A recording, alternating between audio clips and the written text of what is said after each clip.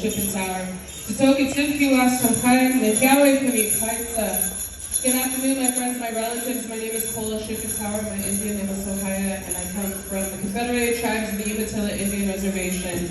I currently hold the position of co-chair for Umpqua Advocacy, a nonprofit organization based here in Ronde. It was actually started by local tribal member Amanda Freeman. She's got the camera like usual, and she'll be taking pictures this afternoon, but she's our chair. This is really important work that we're attempting to do, we've been trying to do for a very long time. And before I forget, if we can have any and all of our veterans that are still here in the arbor, please come stand with us here at the front. We'll be calling on you in a bit. Any and all veterans that are here. Today's special is to honor not only many of our missing and murdered Indigenous women, but also our men. We know that this is a tragic and horrific crisis that's sweeping across Indian country, but it's not something new to our people. This is something we've been experiencing for generations and many, many years. And oftentimes we come into spaces and we're ready to step up for our women, and we're ready to advocate for our women and love on them and support them, but oftentimes we'll forget about our men, our boys. We'll forget about the ones that were taken into residential schools. We forget about the elders that were displaced, removed from their homes, and had no way of returning back. So today we really want to truly honor those men and those boys that were taken away from their homes, away from their reservations and their people far too soon. And by doing that, we want to celebrate with our men and our boys. I know many of the girls and other women, they wanted to also support, and they wanted to dance in their red dresses, but there will be a time we can do that at the next powwow. Next month, we'll offer up that space for a red dress special. But like I said earlier, we often forget our men and our boys. They too are facing this crisis. They are a part of this movement, and if anything, I have hopes that our men will continue to come to the forefront and fight for our women and for our children. And did we have any veterans still here present that would be able to come out before our honor song? Are they all taking naps now? Are they all go eat? And please, we got one.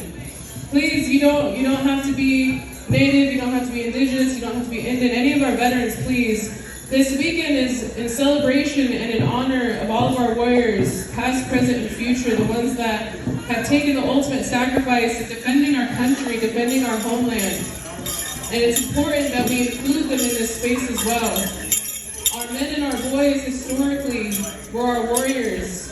They didn't have to enlist, they didn't have to sign a piece of paper. They would go out with what they had on their back, the skills that they carried, things that were taught to them, and fight for our people.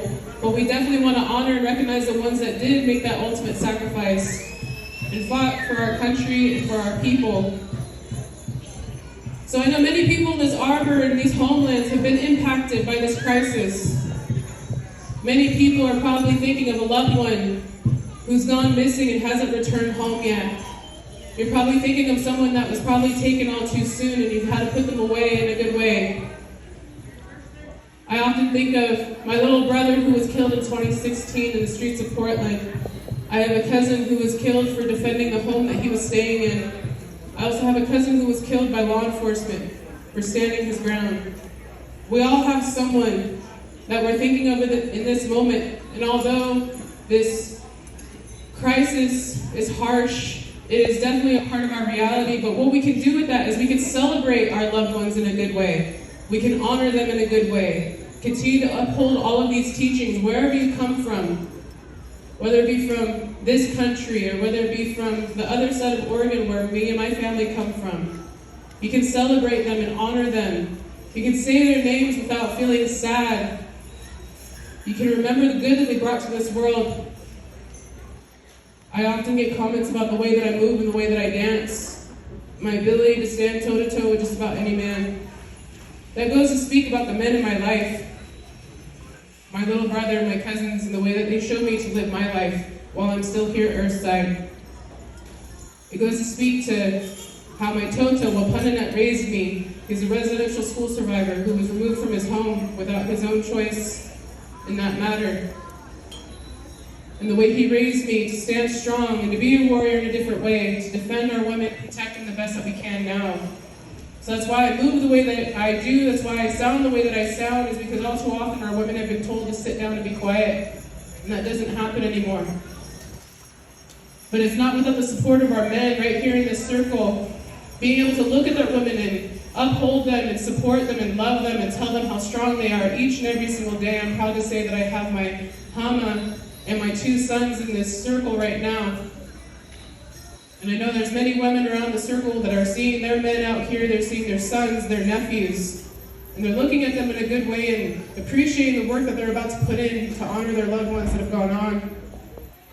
But to all of you men, it's good for you to be able to look across the floor and see a brother, a nephew, an uncle, someone that you can rely on as well. Because it's important for our men to be able to call on one another and say, hey, I'm having a hard time, what should I do? Or hey, can you sing for me? Can you pray for me? Or hey, can you teach me this or show me that? We have to rely on each other in that good way to honor the ones that have been taken that can't do that anymore. We say it all the time in this circle. Dance for the ones that can't anymore. Tell your story and whatever that's going to look like.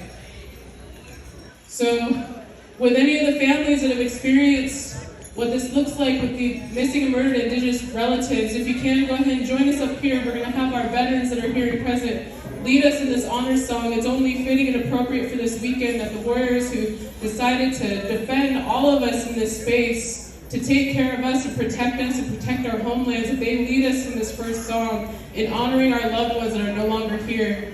But if you are a family member of someone who was taken, please feel free to join in. That's including the women, but all of you men, if you can come and back up these veterans as they lead us around the circle, that'd be greatly appreciated. So we'll call on Bad Soul for the honor song.